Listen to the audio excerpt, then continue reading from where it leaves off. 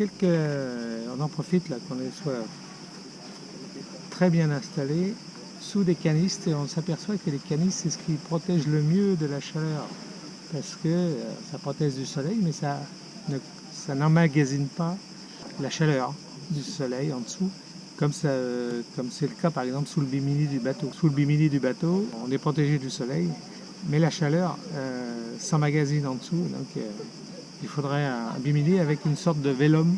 Alors, autre info à propos de l'atmosphère générale ici en Grèce. Vraiment, on est enchanté.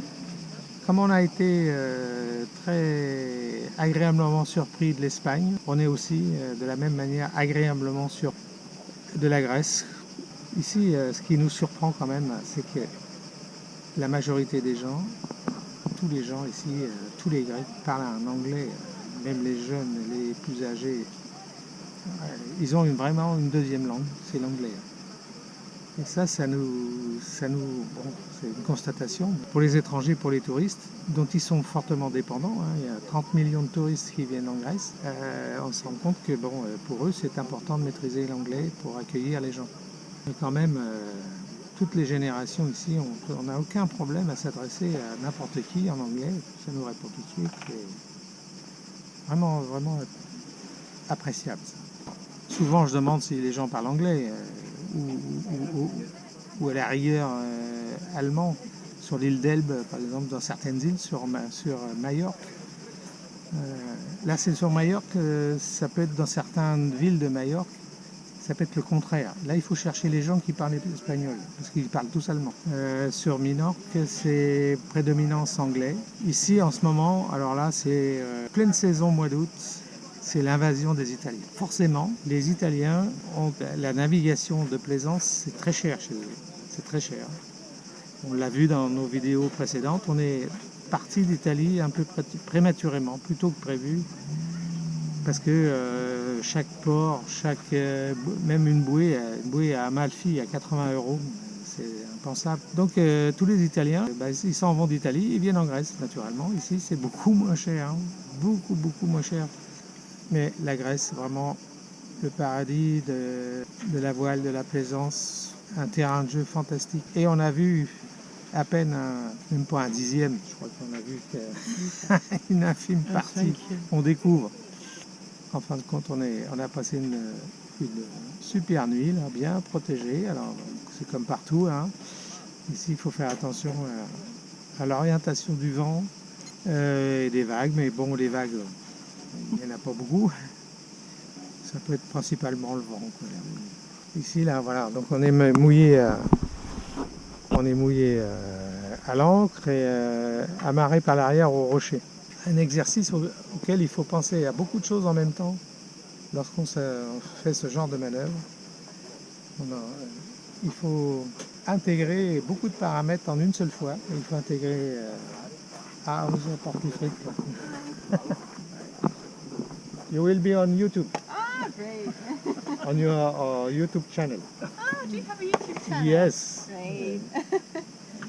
You want ketchup or mayonnaise? Alors, tout là-bas au bout, là, il semble qu'il y ait du vent. Pour l'instant, là, nous, ici, on n'a pas grand-chose. On a 6 nœuds, mais de face. Alors là-bas, c'est l'île de Nisisatokos. Et derrière, c'est le continent.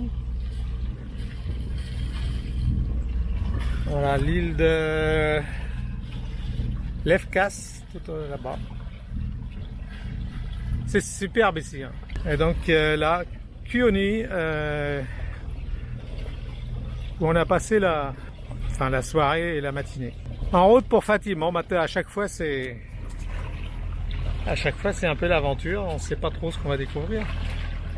Bien que souvent on va regarder sur YouTube, sur Google Earth, dans l'Imre, dans Navili, et on prépare les étapes comme ça, avec plusieurs méthodes, pour avoir le maximum d'infos. Parce que je reprends ce que je voulais dire tout à l'heure, j'étais interrompu, c'est quand on arrive dans un mouillage, dans un port, il faut, principalement dans un mouillage, il faut tout interpréter en même temps, c'est-à-dire la direction du vent, la force du vent, le relief, la profondeur et l'évolution de les autres bateaux, les autres ancres, l'évolution du vent et de la houle aussi. Alors tout ça, il faut avoir ça en tête au même moment pour bien choisir sa place de mouillage.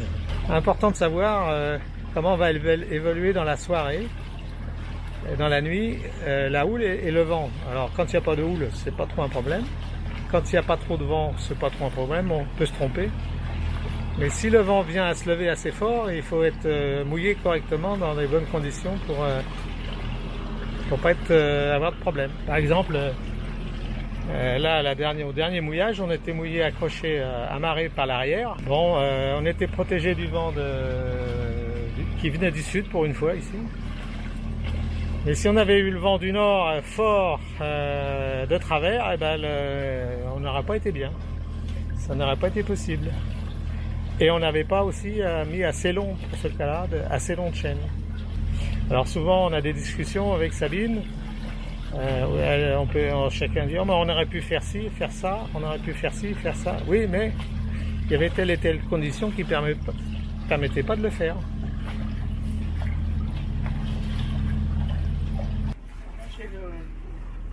Alors une aide pour savoir où se trouve le monde, parce qu'au mois d'août il y a beaucoup de monde ici. Et ben c'est le récepteur AIS. Là on voit que tout est noir, c'est-à-dire c'est noir de bateau. Donc voilà l'île d'Ithaque là, l'île d'Ithaque. Et la densité ici des bateaux est importante, enfin bateaux qui émettent en AIS bien sûr. Alors que ici là où on va, c'est beaucoup. Et là ici il y a personne. Alors, on va voir si ça se vérifie sur place, mais c'est étonnant ça. Alors je sais pourquoi il y a personne, c'est que là où on va à Fatih, il n'y a pas d'électricité, il n'y a pas d'eau. Alors là on va virer là dans la baie dans le golfe de Fatih, toujours sur l'île d'Ithaque.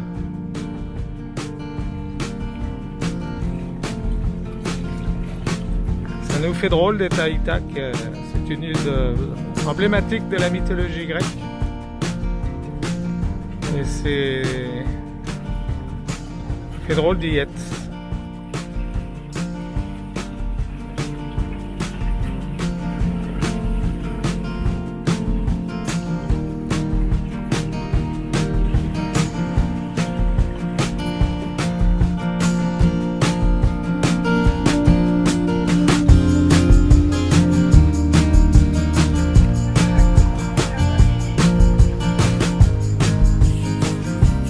Proche de Fatih là, on va à la petite maison là. Il y a des bateaux qui rentrent, il y a des bateaux qui sortent. Alors les bateaux arrivent en même temps que nous. Et ce qu'on remarque toujours, hein, c'est que les bateaux de location, comme celui-là par exemple, eh ben, moteur à fond. Ils sont tous pressés d'avoir leur place. Donc ça y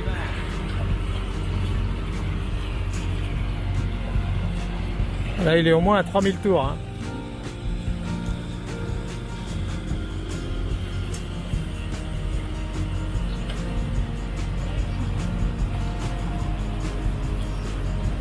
Bon, c'est le même que le nôtre avec quelques pieds de plus. Hein.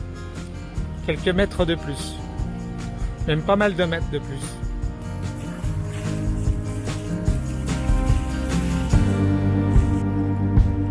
Donc ils arrivent 1, 2, 3, 4, 5, 6, 7, plus tous ceux qui nous ont doublés. C'est l'heure, Monseigneur.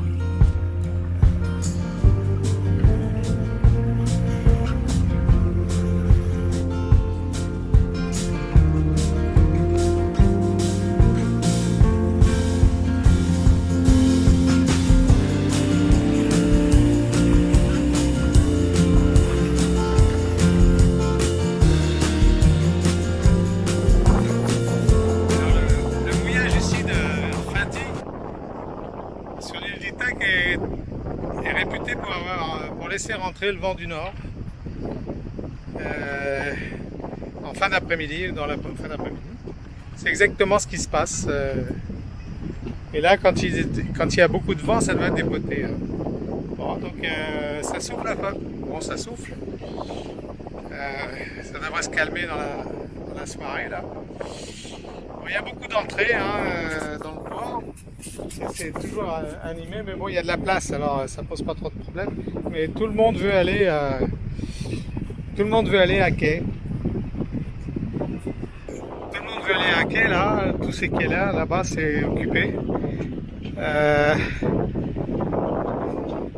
Nous, on comprend pas trop parce qu'on préfère de loin le mouillage.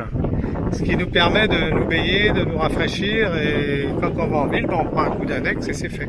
Alors absolument aller à quai, ça n'apporte pas grand chose, je trouve, parce qu'on ne peut pas se baigner. Alors c'est sûr, on est tout près des commerces. Alors quand on est beaucoup à bord, ça peut être quand même un avantage, parce que là, ça peut laisser de la liberté à chacun. Quand on n'est que deux ou tout seul, le mouillage est beaucoup plus simple. Il pose beaucoup moins de problèmes.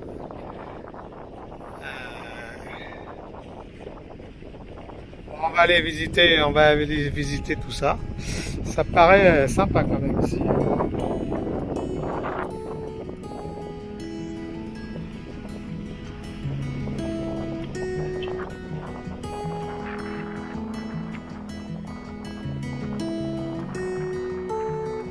C'est très beau. Ah, c'est très beau.